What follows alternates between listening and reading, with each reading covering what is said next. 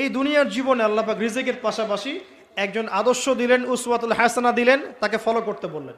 এবং তিনি একমাত্র ব্যক্তি যাকে কবরে দেখানো হবে, প্রশ্ন করা হবে, মান হাযা রাজুল বুইসা ফীকুম। মনে রাখবেন, তিনি একমাত্র ব্যক্তি যিনি আপনার জন্য, আমার জন্য, কবিরা গুনাহগার ব্যক্তিদের জন্য কিয়ামতের মাঠে সুপারিশ করবেন।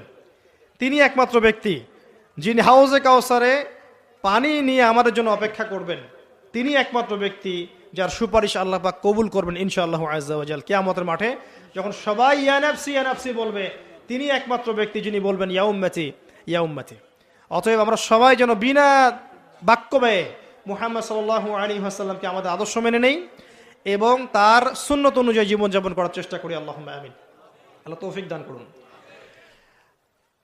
এই দুনিয়ার জীবনে ওই এক ভাগ ভালোবাসার মধ্যে আমরা কয়েক শ্রেণীর মানুষকে ভালোবাসি। দেখেন, 1 নাম্বার পিতামাতা, তাই না? 2 নাম্বার স্ত্রী, 3 নাম্বার সন্তান সন্ততি, 4 নাম্বার আত্মীয় স্বজন, পাড়া প্রতিবেশী, এবং আমরা যে দেশে থাকি সে দেশকে ভালোবাসি না? ভালোবাসি। এই ভালোবাসাগুলো কিন্তু বৈধ। এই ভালোবাসাগুলো কি বৈধ? এখানে একটা বিষয় বুঝতে হবে যে ভালোবাসার ঘৃণা করার মানদণ্ড কে দিবে? আল্লাহ এবং তার রাসূল। এই মানদণ্ডে ভালোবাসবেন। যে ভালোবাসা বা যে আবেগ আল্লাহ এবং তার রাসূলের বিধানের অনুকূলে যায় না, সেটা কি করবেন?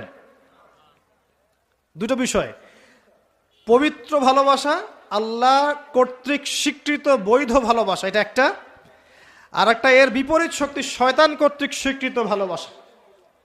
আমার কথাটা একটু গভীরভাবে বোঝেন। একটা হচ্ছে আল্লাহর পক্ষ থেকে স্বীকৃত বৈধ ভালোবাসা, এর বিপরীতে হচ্ছে একটা প্রবৃত্তিগত পাশবিক দাসত্ব, শয়তান কর্তৃক স্বীকৃত। কথা বুঝতে পারছেন? আল্লাহ কর্তৃক স্বীকৃতির মধ্যে আমরা পিতা মাতাকে ভালোবাসব, বরং পিতা মাতাকে যে ভালোবাসবে না এবং তাদের খেদমত করে জান্নাত লাভ করতে পারবে না, এই সন্তানদেরকে নবী সাল্লাল্লাহু আলাইহি ওয়াসাল্লাম অভিশাপ দিয়েছেন। মায়ের সাথেই জান্নাত জড়িত আছে, পিতার সন্তুষ্টির সাথেই সন্তানের ফয়সালা জড়িত আছে। তো পিতা মাতাকে যে বৃদ্ধ অবস্থায় পেল, তাদের খেদমত করে জান্নাত লাভ করতে পারলো না, এদের জন্য ধ্বংস। নবী সাল্লাল্লাহু আলাইহি ওয়াসাল্লাম বলেছেন আমিন।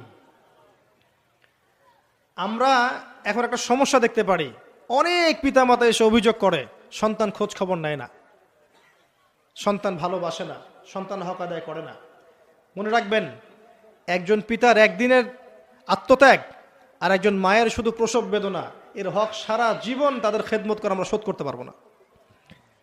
পিঠের চামড়া তুলে পাপোশ বানালেও মা বাবার ঋণ কখনো শোধ হবে না। হবে?